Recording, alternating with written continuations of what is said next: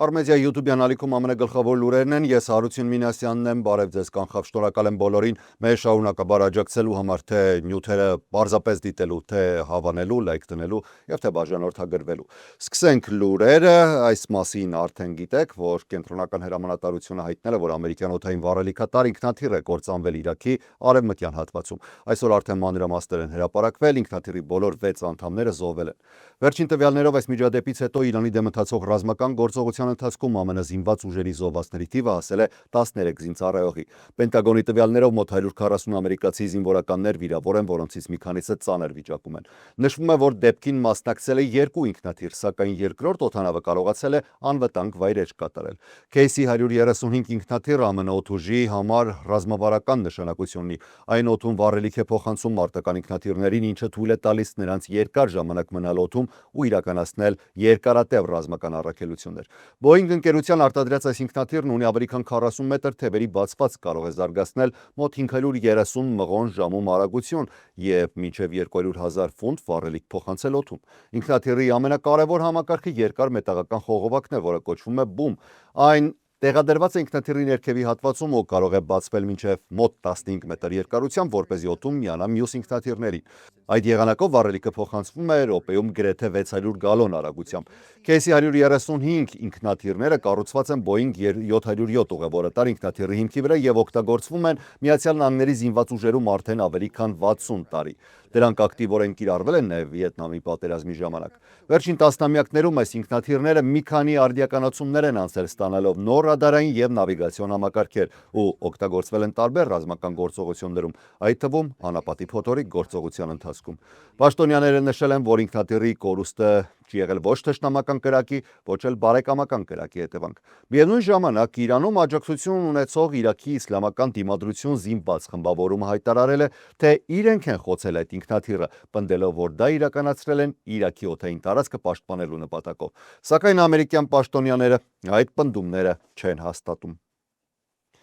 Միացյալ Նահանգները շարունակում է ուժեղացնել իր ռազմական ներկայությունը Մերձավոր Արևելքում։ Ամերիկյան պաշտոնյաների փոխանցմամբ տարածաշրջան են ուղարկվում մոտ 2500 ծովային հետևակայիններ եւ առնվազն 1 լրացուցիչ ռազմական նավ։ Մերձավոր Արևելք են ուղևորվում 31-րդ ծովային էքսպեդիցիոն զորաբաժանման զինծառայողները, ինչպես նաեւ USS Tripoli գրոհային նավը։ Այն նախատեսված է ծովային հետևակայինների արագ տեղաշարժի եւ ռազմական գործողությունների համար ու կարող է տեղափոխել ռազմական տեխնիկա, ուղղաթիռներ եւ այլ օդային միջոցներ։ Ամերիկյան կողմը դեռևս չի հրապարակել, թե կոնկրետ որ երկրում կամ որ ռազմակայաններում են տեղավորվելու այս նոր ուժերը, սակայն այս քայլը դիտարկվում է որպես տարածաշրջանում անվտանգության իրավիճակի սրման պատասխան։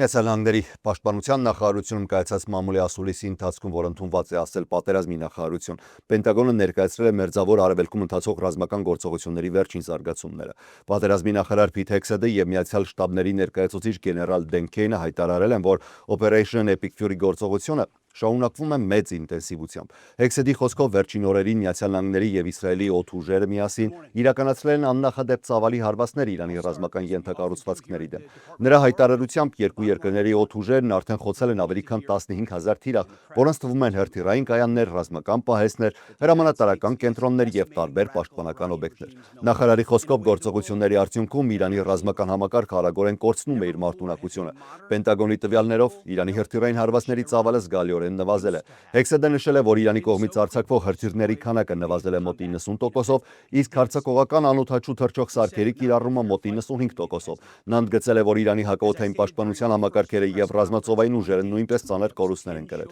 Գեներալ Դեն Քեյնը հավելել է, որ գործողության ընթացքում շարունակվում են հարվածները Իրանի հրթիռային եւ անօդաչու համակարգերի դեմ, որպեսզի դրանք այլևս սպառնալիք չլինեն ամերիկյան ուժերի, դաշնակիցների եւ տարածաշրջանում գտնվող ռազմակայանների համար։ Պենտագոնի պաշտոնյաները հայտարարել են, որ գործողությունները շարունակվում են եւ առաջիկա օրերին նախատեսվում են նոր հարվածներ Իրանի ռազմական օբյեկտների նկատմամբ։ Պատերազմի նախարար Փիթ Հեքսեթը հայտարարություն է արել Իրանի ղեկավարության շուրջ առաջացած նոր իրավիճակի մասին։ Նրա խոսքով Իրանի նոր գերագույն առաջնորդ Մոջթաբա Խամենեին վիրավոր է եւ հնարավոր է լուրջ վնասվածքներ է ստացել, սակայն նախարարն այդ հայտարարության վերաբերյալ լրացուցիչ ապացույցներ չի ներկայացրել։ Հեքսեթի խոսքով Իրանի ղեկավարությունը գտնվում է դժվար իրավիճակում, իսկ իշխանության ներսում նկատվում է անորոշություն։ Նա նաև ընդգծել է, որ Խամենեին մինչև այժմ հանրության առաջ չի հայտնվել եւ տեսանկարահանված որևէ ելույթ չի ունեցել, ինչը ավելի է մեծացնում նրա վիճակի շուրջ տարածվող ենթադրությունները։ Միաժամանակ իսրայելական աղբյուրները ենթադրում են, որ Խամենեին կարող էր վիրավորվել դեռևս պատերազմի սկզբում իրականացված հարվածների ընթացքում։ Այդ տեղեկությունների համաձայն հենց այդ միջադեպից հետո Իրանի նոր առաջնորդը չի երևացել հանրային որևէ միջոցառումում։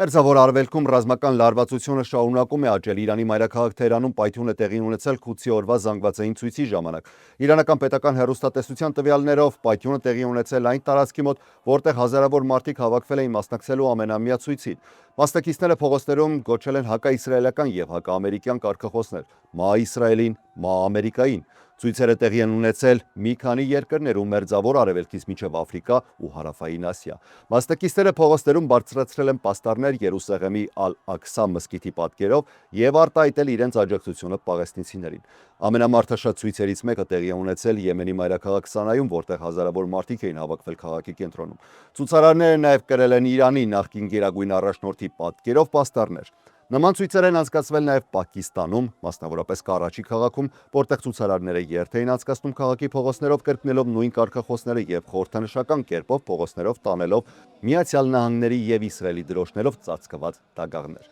Քուդսի օրը առաջին անգամ հաստատվել է Իրանում 1979 թվականի իսլամական հեղափոխությունից հետո եւ մինչեւ այսօր համարվում է պաղեստինյան հարցի նվիրված կարևոր քաղաքական եւ խորհրդանշական օր։ Միևնույն ժամանակ լարվածությունը շարունակվում է նաեւ Լիբանանում, որտեղ Իսրայելի օդային հարվածները շարունակաբար վնասում են նաեւ քաղաքացիական տարածքներ։ Լիբանանի առողջապահության նախարարության հրապարակած տվյալների համաձայն Իսրայելի հարվածների հետևանքով զոհվել է առնվազն 773 մարդ, որոնց թվում ավելի քան 100 երեխա է։ Վիրավորների թիվը հասնում է հազարների։ Բուրջ Քալաուիա գյուղում գտնվող առողջապահական կենտրոնի վրա հարվածի հետևանքով զոհվել է 12 բժիշկ, բուժաշխատող եւ բուժքույր, որոնք այդ պահին հերթապահության մեջ էին։ Նախարարությունը նշել է, որ զոհերի թիվը դեռևս նախնական է, քանի որ փրկարարական խմբերը շարունակում են որոնել անհետ կորած մարդկանց։ Նույն աղբյուրի համաձայն սա արդեն երկրորդ հարվածն է առողջապահական ոլորտի վրա ընդամենը մի քանի ժամվա ընթացքում։ Դրանից առաջ Իսրայելի մեկ այլ հարված Սուանե գյուղում թիրախավորել է շտապ օգնության կենտրոնը, որի հետևանքով 2 պարամեդիկ զոհվել է, իսկ 5 մարդ վիրավորվել։ Լիբանանի առողջապահության նախարարությունը խստորեն դատապարտել է հարվածները, դրանք որակելով որպես բուժաշխատողների դեմ շարունակվող բռնություն։ Զուգահեռ այս տեղեկություններին Իսրայելի բանակը հայտարարում է, որ գործողությունները ոչ միայն շարունակվում են, այլև առաջիկա օրերին կարող են նույնիսկ ուժ գնանալ։ ՄԱԿ-ը հայտարարել է 38 միլիոն դոլարի արտակարգ օգնության ծրագրի մեկնարկի մասին աջակցելու Լիբանանին, որը ծանր հարվածների տակ է հայտնվել Իսրայելի ու Հեզբոլլահի միջև պատերազմի պատճառով։ ՄԱԿ-ի տվյալներով երկրի բնակչության ավելի քան 1/7 մասը ստիպված է եղել լքել իր տունը։ Իսրայելը շարունակում է բնակիչներին կոչ անել լքել հարավային Լիբանանի ավելի ու ավելի մեծ տարածքներ, քանի որ շարունակվում են օդային հարվածներն ու ցամաքային գործողությունները։ Լիբանանն արդեն տարիներ շարունակ գտնվում է ծանր ճգնաժամի մեջ։ Երկիրը դեռ չէր վերականգնվել 2019 թվականի տնտեսական փլուզումից, 2020 թվականի Բեյրութի նավահանգստի պայթյունից եւ 2024 թվականի Իսրայել-Հեզբոլլահ պատերազմի հետևանքներից։ Մարդասիրական կազմակերպությունները զգուշացնում են, որ ներկայիս պատերազմը կարող է ավելի խորացնել ճգնաժամը։ Նրանց խոսքով ֆինանսավորման պակասի պատճառով արդեն ստիպված են սահմանափակել սննդի եւ օգնության բաշխումը։ ՄԱԿ-ի Պարենի համաշխարհային ծրագրի ներկայացուցիչները նշում են, որ օգնությունն այժմ տրամադրվում է միայն այն մարդկանց, ովքեր բառացիորեն գտնվում են սովի եզրին։ Նավթի գները շարունակում են աճել եւ շարժվում են շաբաթական բարձրացման ուղղությամբ, չնայած այն քայլերին, որոնք Միացյալ Նահանգները փորձում է անել մատակարարումների շուրջ մտահոգությունները մեղմելու համար։ Վաշինգտոնը նույնիսկ 30-օրյա արտոնագիր է տրամադրել, որը թույլ է տալիս մի շարք երկրներին գնել ծովում մնացած ռուսական նավթը եւ նավթամթերքները։ Brent տեսակի նավթի մայիսյան ֆյուչերսները գերազանցել են 1 բարելի համար $101, մոտենալով շաբաթական գրեթե 10% աճին։ ԱՄՆ West Texas Intermediate տեսակի նավթը նույնպես աճել է մոտ 6%-ով։ Միացյալ Նահանգների իշխանությունները հայտարարում են, որ ռուսական նավթի վաճառքի ժամանակավոր թույլատվությունը միտված է գլոբալ էներգետիկ շուկաների կայունացմանը։ Այնուամենայնիվ, վերլուծաբանների կարծիքով այդ քայլը չի լուծում մատակարարման ավելի լայն խնդիրները։ Ռուսական նավթի վերաբերյալ որոշումը հայտարարվել ընդամենը 1 օր անց, երբ էներգետիկայի նախարարությունը Միացյալ Միացյալ Նահանգների, ասել էր, որ պատրաստվում է բաց թողնել 172 միլիոն բարել նավթ ռազմավարական պաշարներից։ Երեք երկու ներքին միջադեպի մասին էինք տեղեկացրել, այսօր արդեն դաշնային իրավապահ մարմինները մանրամասներ են ներկայացրել։ Սկզբում Վիրջինիայի Օլդ Դոմինիոն համալսարանում տեղի ունեցած հրաձգության մասին։ Դաշնային քննիչների տվյալներով հարձակվողը օգտագործել է հրազեն, որի սերիական համարը հատուկ ջնջված էր, ինչը կարող է բարդացնել քննիչների աշխատանքը, պարզելու, թե ինչպես է նախկին դատապարտված անձը ձեռք բերել այդ զենքը։ Իրավապահ աղբյուրների համաձայն քննիչներն այժմ փորձում են վերականգնել ջնջված սերիական համարը, որպեսզի հնարավոր լինի հետևել զենքի ծագմանը եւ պարզել դրա ձեռքբերման ուղին։ Հարձակվողը եղել է Մոհամմեդ Բելեր Ջալոհը։ Նա նախկինում ծառայել է Վիրջինիայի ազգային գվարդիայում եւ 2016 թվականին էլ մեղավոր էր ճանաչվել իսլամական պետությունը աբեկչական խմբավորմանը աջակցելու փորձի համար։ Ըստ իրավապահների Ջալոհը հրաձգությունից առաջ բղավել է Ալլահու Ակբար եւ կրակ բացել համալսարանի լսարանում։ Ժամանակաշրջանում մտել է լսարան, հարցրել է. արդյոք այստեղ անցկացվում ռոդկի դասընթացային ծրագիրն է, որով ուսանողները պատրաստվում են սպայական ծառայության։ Երբ հաստատվել է, որ դա հենց այդ լսարանն է, կրակ է բացել։ Հարձակման հետևանքով դասընթացը վարող փոխգնդապետ Բրենդեն Շոուն ծանր վիրավորվել է եւ ավելի ուշ մահացել հիվանդանոցում։ Բացի այդ, երկու ռոդկ ուսանողներ վիրավորվել են։ Իրավապահ մարմինների տվյալներով մի խումբ ուսանողներ փորձել են կանգնեցնել հարձակվողին, նրանցից մեկը զինված է եղել դանակով եւ արդյունքում Ջալոհին սպանել է, մինչև նա կհասցներ ավելի մեծ վնաս պատճառել։ Դեպքի հանգամանքները այժմ քննվում են, իսկ հետաքննությունների դաշնային բյուրոն միջադեպը դիտարկում է որպես հնարավոր ահաբեկչական գործողություն։ Միչիգանում սինագոգի վրա իրականացված հարձակման մասին նույնպես նոր մանրամասներ են հրապարակվել։ Իրավապահների տվյալներով հարձակվողը Լիբանանում ծնված 41-ամյա Այման Մոհամմադ Ղազալին էր, որը Միացյալ Նահանգների քաղաքացիություն է ստացել ու վերջին շրջանում բնակվում էր հենց նահանգներում։ Քննիչների տվյալներով հարձակմանը նախորդած օրերին Ղազալի ընտանիքը ծանր կորուստ է ունեցել։ Լիբանանի Մաղշարա քաղաքում Իսրայելի ավիահարվածի հետևանքով սպանվել էին նրա ընտանիքի 4 անդամներ։ Եղբայրները 2 եւ նրանց երեխաները։ Հարձակումը տեղի էր ունեցել մարտի 5-ին Ռամադան ամսվա ընթացքում, երբ ընտանիքը պատրաստվում էր ընդհատել ծոմը։ Իրավապահների տվյալներով Ղազալին բեռնատարով ներխուժել է Միչիգան նահանգի Վեսթ Բլումֆիլդ համայնքում գտնվող Թեմփլ Իսրայել սինագոգի շենք։ Նա կոտրել է դռները մեքենայով ու անցել միջանցքով, ինչից հետո մեքենան բռնկվել է։ Սինագոգի անվտանգության աշխատակիցները կրակ են բացել ու վնասազերծել հարձակվողին։ ՀԴԲ-ն այս միջադեպը նկարագրել է որպես սերիական համայնքի դեմ ուղղված հարձակում։ Դեպքի պահին սինագոգում գտնվում էին մոտ 140 մարդ, այդ թվում 106 երեխաներ եւ ավելի քան 30 աշխատակից։ Բարեբախտաբար նրանցից ոչ ոք չի տուժել։ Միչիգանի նահանգապետ Գրեսչեն Վիթմերը եւ Միացյալ Նահանգների սենատոր Էլիսա Սլոթկինը բարձր են գնահատել սինագոգի անվտանգության աշխատակիցների արագ արձագանքը, նշելով, որ նրանց գործողությունները կանխել են հնարավոր մեծ ողբերգությունը։ Թեմփլ Իսրայել սինագոգը համարվում է Միացյալ Նահանգներում ամենամեծ ռեֆորմիստական սինագոգերից մեկը եւ ունի մոտ 12,000 անդամ։